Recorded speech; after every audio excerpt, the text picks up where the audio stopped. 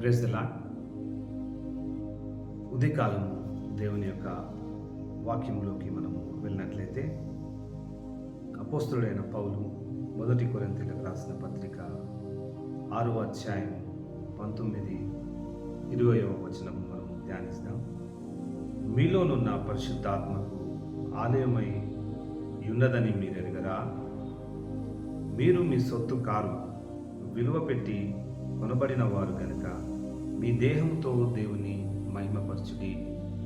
చూడండి, ఈ శరీరం ఏదైతే ఉందో ఇది నీ సొత్తు కాదు, ఇది దేవుని యొక్క సొత్తు.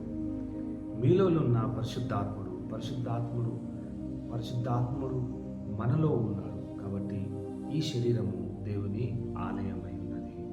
కానీ ఈ లోకంలో మనము చూస్తున్నట్లయితే ఈ శరీరాన్ని ఈ లోక వాంఛలకు చూసినట్లయితే సిగరెట్ తాగడం ద్వారా శరీరాన్ని నాశనం చేసుకుంటున్నారు.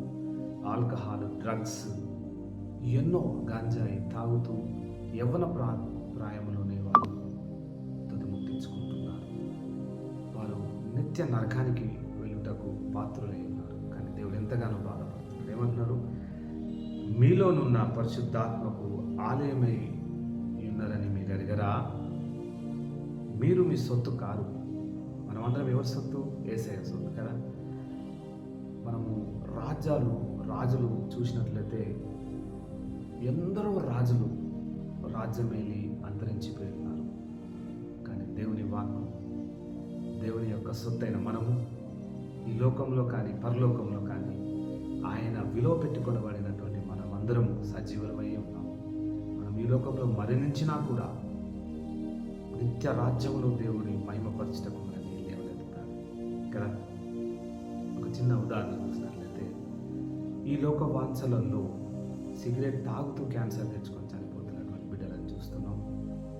ఆల్కహాల్ తాగుతూ మధ్యలోనే వారి జీవితాన్ని సమాప్తం చేసుకున్నటువంటి బిడ్డలను చూస్తున్నాం.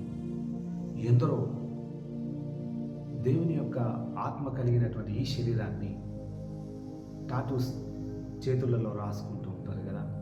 తండ్రి పేరు కానీ, తల్లి పేరు కానీ, తను ప్రేమించినటువంటి వ్యక్తుల పేరు కానీ, మరి ఫ్యాన్స్గా ఉన్నటువంటి క్రికెటర్లు కానీ, ఫిలిం యాక్టర్స్ల పేరు కానీ రాసుకుంటూ ఈ శరీరాన్ని ఎందుకు నాశనం చేయాలి?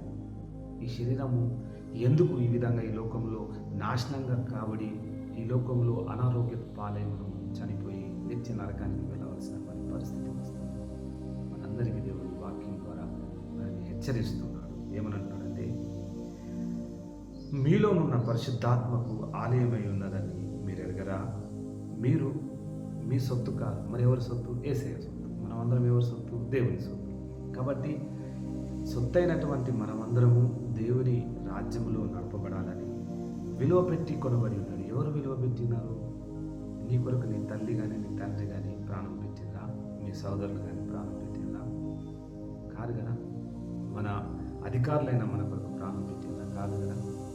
నిన్ను నన్ను రూపించినటువంటి దేవాది దేవుడు తన సొంత ప్రాణం పెట్టి సిలువలో నీ కొరకు మరణించినాడు. ఆ విధమైనటువంటి ప్రేమ కలిగి మనము దేవుని మహిమపరిచే బిడ్డలంగా ఉండాలి. ఈ చేతుల ద్వారా, ఈ నోరు ద్వారా, చూపు ద్వారా దేవుని మహిమపరచాలి. అట్టి కృప మనందరికీ దేవుడు దయచేయని కాక ప్రార్థిస్తాం. స్తోత్రమైన ప్రభా, కృపమైన కనికరమైన తండ్రి, నీకు వందనాలు, స్తోత్రాలు తండ్రి. ఇట్టి ఉదయకాలం సమయమున మాకిచ్చిన ఈ ధన్యతను బట్టి నీకు వందనాలు చెల్లించుకుంటున్నాం. మీరు మీలో నన్ను పరిశుద్ధాత్మకు ఆలయమై ఉన్నదని మీరు ఎరగరా అని వాగ్దానం ఇచ్చిన దేవానికి స్తోత్రములు. అయా, మీరు మీ సొత్తు కారని మమ్మల్ని అయా మందలించిన దైవమానికి స్తోత్రములు తండ్రి. ఈ లోకంలో విలువ పెట్టి కొనబడిన వారుగా మేము ఉండి ఉన్నాం తండ్రి. బట్టి నీకు వందనాలు అయా. నిత్యము మిమ్మల్ని మహిమపరిచే బిడ్డలుగా ఉండే కృపను మా అందరికీ దయచేయమని, ఈ రోజంతా మీ సాక్షి బిడ్డలుగా మమ్మల్ని నడిపించమని నజరేయుడు నమ్మదగిన యేసు నామమున వేడుకొంచున్నాం తండ్రి. ఆమేన్. Praise the lord.